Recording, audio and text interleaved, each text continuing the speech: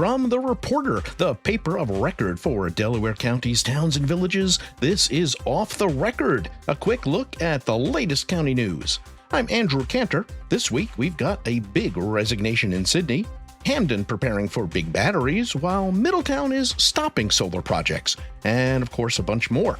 So let's get to it.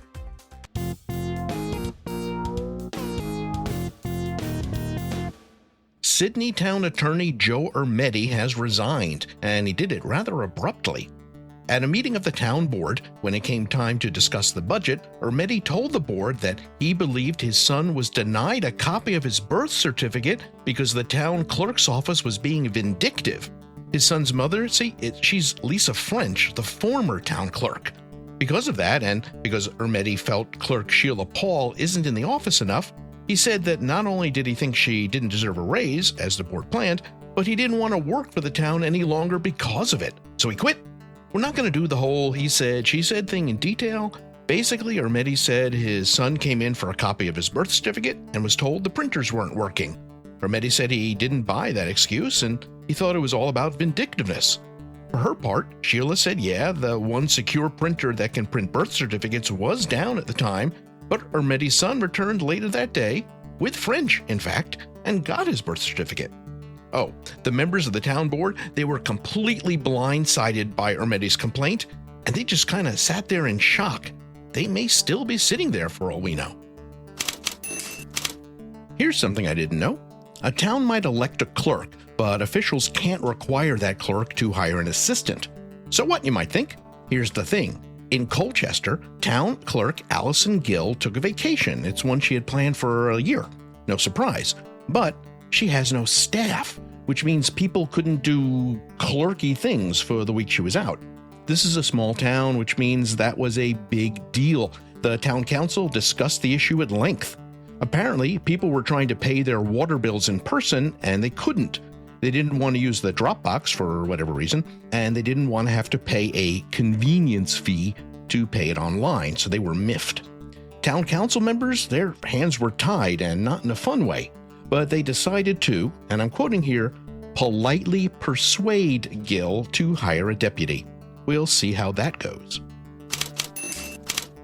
So you might remember that Hamden is looking at a proposed gigantic battery storage facility in the town.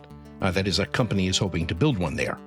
Battery storage comes with a lot of questions, and a lot of those are because if the batteries catch fire, there's literally nothing that can be done. You can't put out a lithium battery fire. Then there's the question of what happens in a decade or two when the company might want to decommission it. And of course, there's environmental impact. So Hamden's town attorney, Kevin Young, who actually knows this stuff pretty well, he mapped out a plan for the town to regulate this battery storage facility, including making sure the company building it paid for any kind of expert review. Not only would the town have to pass a law or two, it would have to work with 2 state departments and the New York City Department of Environmental Protection. One of those state departments is the Public Service Commission, and Young doesn't even know what it has to do, just that it has to do something. The good thing is that whatever plan Hamden comes up with is something that can be adopted by other towns and villages if someone wants to put a battery there.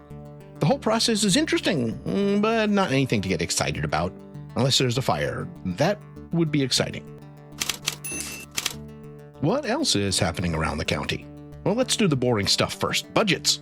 There is still budget stuff going on all across Delaware County. Middletown's working to balance the salary increases it promised to town employees, including elected officials, while keeping any tax hike below the state cap. Good luck. Meanwhile, Walton's got good news. For the second year in a row, it's going to be able to lower property taxes just a little bit, like 1.25%. A combo of careful budget cuts and really good investments means not only will residents pay less, but the town will be able to put some money into reserve funds. Andes was able to keep its 2026 tax increase to just 2%, so it's just under the state cap, and that's thanks to a little bit of belt tightening and limiting raises to town officials and staff. In Roxbury, despite some big budget cuts, higher salaries and insurance costs mean the town is looking at raising taxes a bit more than 6% next year. And over in Hamden, the council there finalized its 2026 budget with some spending cuts and a property tax increase of about 4%. Colchester's got itself a new town website. Apparently, it also has an app. Most of the time, and I say this as someone who does this kind of stuff as a day job, if you have a well-designed website, you don't need an app. The site should work perfectly on a computer or on a phone. Well, the Colchester council members just learned that when they talked about the new website. Thanks to the police chief actually Googling the town's name, they discovered that the website was easy to find and it worked just great on a phone. So now they don't have to worry about how to promote it as long as residents can figure out how to use the Google. Also in Colchester, the council is considering merging the town's 2 courts into one building.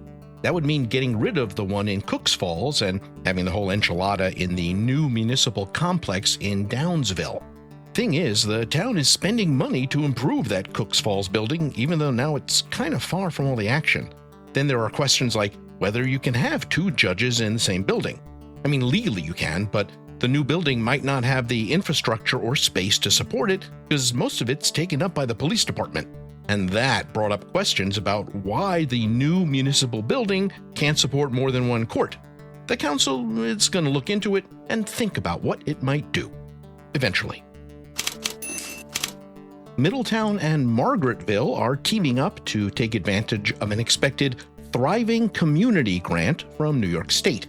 It'll pay for a full-time community planner who can help chase down grants, coordinate long-term projects, and deal with a lot of the administrative stuff that comes with local government.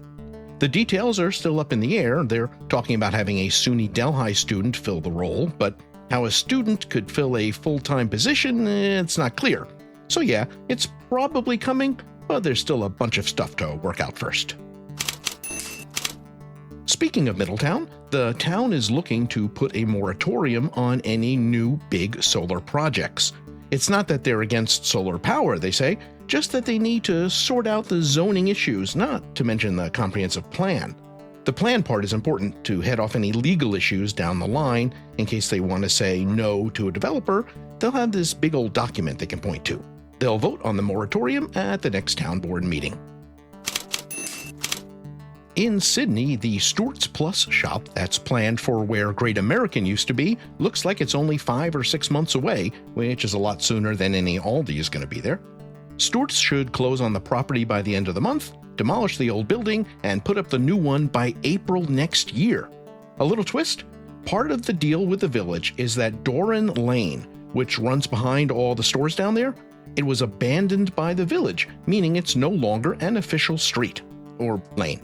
To be fair, most people couldn't find it on a map, and even Mayor Ray Baker said most people think it's a driveway anyway. So a moment of silence for Sidney's Doran Lane.